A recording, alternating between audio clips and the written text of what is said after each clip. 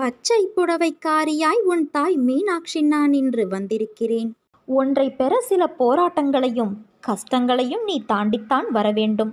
உன் வாழ்க்கையில் நிம்மதியான சந்தோஷமான சூழ்நிலைகள் அமைய சில மேடுகள் இருக்கத்தான் செய்யும். அதை தாண்டி மனம் தளராது உழைத்து அதற்கான தகுதியை நீ வளர்த்து கொண்டால் நிச்சயம் வெற்றி பெற்று ஜெயிப்பாய். காகிதத்தின் பக்கங்கள் காற்றில் பறந்தால் பிடித்து விடலாம். மறுபடியும் தொடர தண்ணீரில் விழுந்தால் அதை உலர வைத்து பயன்படுத்தி விடலாம். இதுவே நெருப்பில் விழுந்தால் என்ன ஆகும்?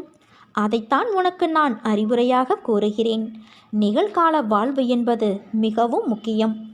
எதிர்காலம் நல்லதாய் அமைய வேண்டுமென்றால் நான் கூறுவதை காதில் வாங்கி கொண்டு உன் புத்தியிலும் மனதிலும் அதை பதித்து அந்த இடத்தில் அமர்த்திவிடு. அதன் பிறகு உன் நிகழ்காலத்தை நீ உணர்ந்து வாழ்வாய். நீ வாழும் காலத்தை உனதாய் ஆக்கி கொண்டால் எதிர்காலம் உனது பொற்காலமாக மாறும். இது நிச்சயம் நடக்கும்.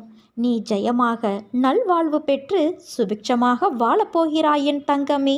உன் வெற்றிக்கு நடுவில் இடையூறாக உன் வாழ்வில் இந்த சிறிய சறுக்கல் தோன்றுகிறது. உன் மன வலிமையை சோதிப்பதற்கே அது நடத்தப்படுகிறது.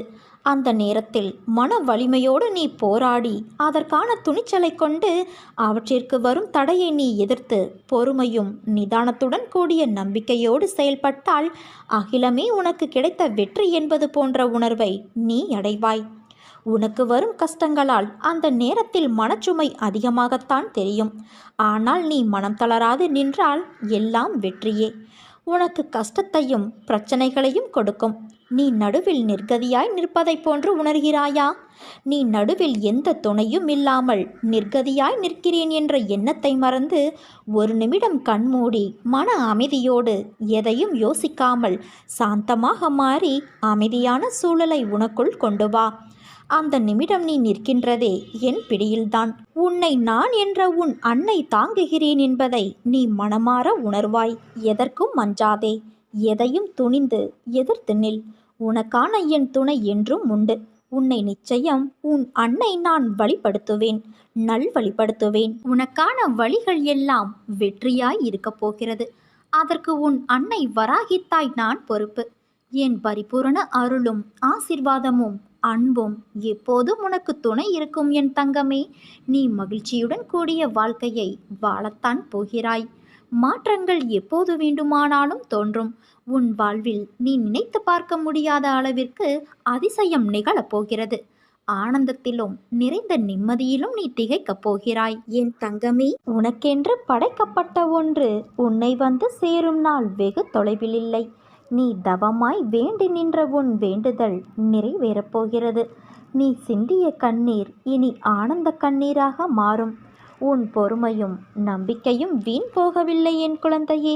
நம்பிக்கையானது உன்னிடம் இருந்தால் உனது இந்த பரந்துபட்ட உலகில் சாத்தியமில்லாதது கூட சாத்தியமாகிவிடும்.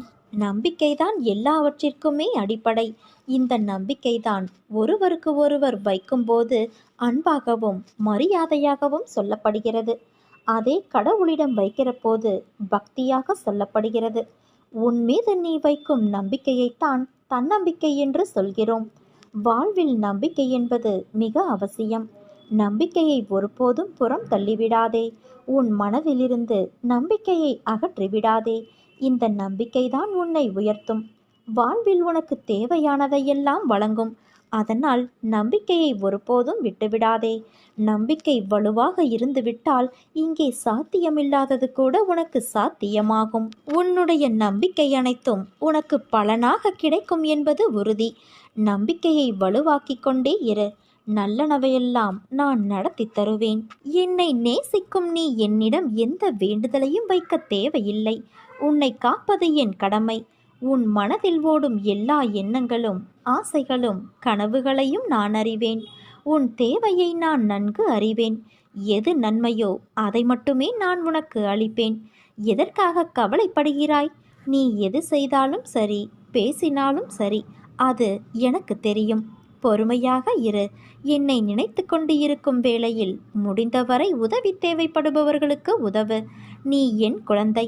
எதற்காகவும் கலங்காதே குழந்தையே. உன் வாழ்க்கை நிச்சயம் பொற்காலமாக இருக்கப் போகிறது. நீ நினைத்தது போன்ற வாழ்க்கை உனக்கு கிடைக்கும்.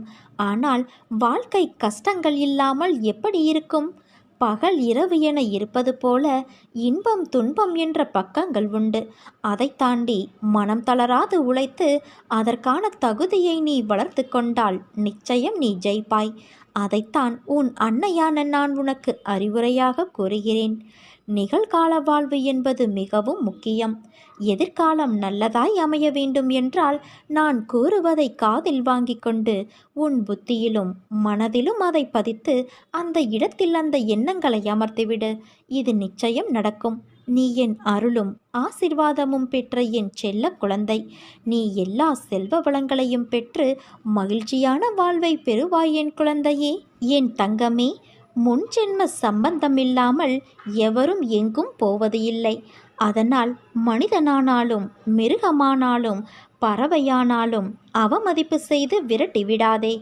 யார் உன்னிடம் வந்தாலும் தகுந்த மரியாதை கொடு. மாபெரும் வெற்றி உன்னை தேடி வரப்போகிறது. நாளை திடீர் திருப்பம் ஏற்பட போகிறது. ஓம் வராகித்தாயே என்று ஒரு முறை பதிவிடு. நமக்கு இன்று உள்ள பிரச்சனைகளை விட நமக்கு ஏற்படுகின்ற குழப்பங்கள் தான் அதிகம். இந்த குழப்பத்திற்கு காரணம் ஒவ்வொரு நாளும் நமக்கு கிடைக்கின்ற புதிய வாய்ப்புகள், நாம் அறிமுகமாகின்ற புதிய சூழல்கள். இதனால் இது நல்லதா அது நல்லதா என யோசித்து குழம்புகிறோமே தவிர சரியான முடிவு எடுக்க முடியாமல் திணறிக் கொண்டு இருக்கிறோம். இந்த நிலையில் இருக்கிற உன்னை சரியான இடத்திற்கு நான் அழைத்துச் செல்வேன். பிறந்த குழந்தை வெளிச்சத்தை பார்க்க கண் கூசுகிறது என்பதற்காக கண்களை மூடிக்கொண்டே இருந்தால் அதனால் கடைசி வரை உலகத்தை பார்க்கவே முடியாமல் போய்விடும். நடக்கும்போது விழுந்து விடுவோம் என பயந்து படுத்தே கிடந்தால் வாழ்க்கையில் அக்குழந்தையால் நடக்க முடியாமலே போய்விடும். குழந்தையாய் இருந்த போதே நீ உலகத்தை உற்று பார்த்தாய். அந்த பழக்கத்தால் இப்போது உன்னால் தெளிவாக பார்க்க முடிகிறது. கால்களில் சக்தி இல்லாத போதே நீ நடக்க பழகினாய். அதனால் இப்போது மான் போல துள்ளி குதித்து ஓடுகிறாய். அறியாத பருவ காலத்தில் உன் சக்திக்கு மீறிய விஷயங்களை தைரியமாக எதிர்கொண்டதைப் போலவே இப்போது எதிர்காலத்தை பற்றி அறியாத நிலையில் உள்ள போதும் தைரியமாக அதை எதிர்கொள்ள வேண்டும். முன்பு இருந்த அதே தைரியத்தை வளர்த்து கொண்டு பிரச்சனையை எதிர்கொள்ள முடியும். தொடர்ந்து முன்னேறு. எங்கு போனாலும் நம்பிக்கையும் திடமான அர்ப்பணிப்பும் இருந்தால்தான் நினைத்ததை சாதிக்க நம்மால் முடியும். உன்னுடைய உழைப்பையும் அன்பையும் பிறர் தவறாக பயன்படுத்தும் போதும் பலனை பிறர் அனுபவிக்கும் போதும் வருத்தப்படாதே. அவர்கள் உன் கர்மாக்களை பாவங்களை அனுபவித்து உன் கர்ம வினைகளை விரைந்து முடிக்கவே அப்படி செய்கிறார்கள். அந்த சமயத்தில் உனக்கு வருத்தமளித்தாலும் உன் கர்ம வினைகள் குறைகிறதே என்று நிம்மதிக்கொள். எந்த சூழ்நிலையிலும் இழந்து போனதையும் தொலைத்து விட்டதையும் எண்ணி கவலை கொள்ளாதே. நடப்பவையாவும் நன்மைக்கே என்று நம்பிக்கையோடு உன் லட்சியத்தை நோக்கி முன்னேறி செல். எல்லாம் நன்மைக்கே என்று சொல்கிறீர்கள், ஆனால் என் வழிகள் அப்படியே இருக்கிறதே, எந்த நன்மையும் நடக்கவில்லை என்கிறாயா? கொஞ்ச நாள் பொறு, வேண்டுதல் நிச்சயம் பலிக்கும். நீ அனுபவிக்கும் துயரங்களையே பெரிதாக நினைத்து போராடுகிறாய். அது உன்னை தாக்காமல் இருக்கவே நான் இங்கு போராடி கொண்டு இருக்கிறேன். அதனால்தான் நான் அடிக்கடி கூறுகிறேன், முடிந்தவரை எல்லோருக்கும் நல்லதே செய்யென்று. எதற்காகவும் மஞ்சாதே. உன்னோடும் உன் குடும்பத்தோடும் உன் அன்னையான நான் இருக்கிறேன். இன்பமும் துன்பமும் நிலையற்றவை. இன்று இருப்பது நாளை மாறிவிடும். அதனால் மனம் கலங்காமல் இரு. உன் நலனை விரும்புகிற நான் உனக்கு நன்மையை மட்டும்தான் செய்வேன் என்பதில் உறுதியான நம்பிக்கையோடு இரு. கவலைப்படாதே குழந்தையே, உன் அன்னை நான் உன்னோடே இருப்பேன். நீ பக்தி செய்தால் நீ என்னிடத்தில் வருவாய். தொண்டு செய்தால் நான் உன்னிடத்தில் வருவேன். இதை நன்றாக நினைவில் வைத்துக்கொள். வாழ்க்கையில் எதுவுமே காரண காரியங்கள் இல்லாமல் நடக்காது. வெட்ட வெளியில் வானில் இறைவனால் அமைக்கப்பட்டுள்ள இந்த உலகங்கள் அனைத்துமே காரண காரியங்களோடு திட்டமிட்டபடி இயங்கி வந்து கொண்டிருக்கிறது. இந்த உலகத்திலுள்ள ஒவ்வொருவரும் தனித்தனியாக இதுவரை எடுத்த ஒவ்வொரு பிறவியிலும் வாழ்க்கையில் தினம் செய்த இப்போது செய்து வரும் ஒவ்வொரு வினைக்கும் சமமான எதிர்வினை ஒன்று இந்த பிரபஞ்சத்தில் பதிவாகி அதுவே உரிய காலங்களில் அவர்களுக்கு திரும்ப நடக்கிறது. இதையே தாத்தா, பாட்டி, அம்மா, அப்பாவே அதே உருவ அமைப்போடு திரும்ப பிள்ளைகளாக பிறந்திருக்கிறார்கள் என்ற அடிப்படையில் அவர்கள் பெயரை எல்லோருக்கும் நீங்கள் வைத்து வருகிறீர்கள். மேலோட்டமாக பார்த்தால் இன்னார் செய்த செயல்களால் தான் இன்னாரெல்லாம் அனுபவிக்கிறார்கள் என்று தோன்றும். ஆனால் ஒரு நெருப்பு உன்னை சுட்டுவிட்டால் நீ நெருப்பின் மீது பழி சுமத்துவது இல்லை. உன் கவனக்குறைவோ அல்லது பிறர் வேலை உன் கெட்ட நேரம் என்று நினைக்கிறாய். நன்கு யோசித்து பார்த்தால் நன்றும் தீதும் பிறர் செய்து வாரா என்பதும், நமக்கு நன்மை துன்பம் செய்பவர்கள் வெறும் கருவிகள்தான் என்பதும், நாம் முந்தைய பிறவியில் செய்ததே நமக்கு திரும்ப அந்த கருவிகளின் வடிவில் வருகிறது என்றும் உனக்கே புலப்படும். உன் துன்பத்தை நீயே பெருமளவு உனக்கு நல்ல காலம் வரும் வரையில் குறைத்து கொள்வாய். எல்லாவற்றிற்கும் பின்னால் ஒரு காரணம் நிச்சயம் இருக்கிறது. இறைவனே குரு வடிவில் வருவதால் அவரை நீ சரணடையும் போது, இறைவனால் படைக்கப்பட்ட நீங்களே பிறர் குற்றங்களை மன்னிக்கும் போது உங்களின் பெரும்பாலான குற்றங்கள் உங்களுக்கும் மன்னிக்கப்படும். எதிர்காலத்திலும் நீங்கள் குற்றம் ஏதும் செய்யாமல் நல்லவைகளையே செய்யும்படி இறைவனால் பார்த்து கொள்ளப்படும். என்னை நீ இறை வடிவத்தில் உள்ள குருவாக கருதி என்னை இறுக பற்றினால் மேற்சொன்ன வாழ்க்கையின் பொருளை உனக்கு உணர்த்தி உன்னை பொறுமையாக இருக்க வைத்து நாமத்தை ஜெபிக்க வைத்து எதையும் நீ அனுபவிப்பது முழுவதும் தெரியாமல் என் அருளால் உன் இரும்பு போன்ற கர்மாவை பஞ்சு போலாக்கி தலைக்கு வந்தது தலைப்பாகையோடு போயிற்று என்றபடி மட்டும் உன்னை அனுபவிக்க வைத்து அதிலிருந்து ஒவ்வொருவராக உன்னை விரைவில் வெளியில் வர வைத்து உன் விருப்பங்களையும் என் விருப்பங்களையும் சேர்த்து நிறைவேற்ற செய்வேன் என்பதை நீ உறுதியாக நம்பு என் தங்கமே.